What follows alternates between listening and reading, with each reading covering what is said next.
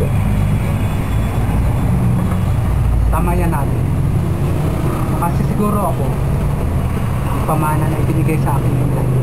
Yung party ko doon sa Cavite, sa probinsya. At akin yun. Hindi, Ignacio.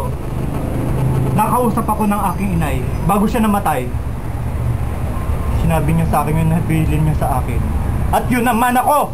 Tama na mga kapatid. Dapat natin mapag-usapan yan sa abogado. Malalaman kung kanino mapupunta ang lupa na yan. Basta ang bahay at lupa na ito ay sa akin.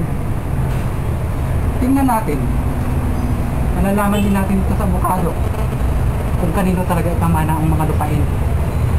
At kung kanino ang mari-arian ang mapupunta. Kamali ako. Kat yun sa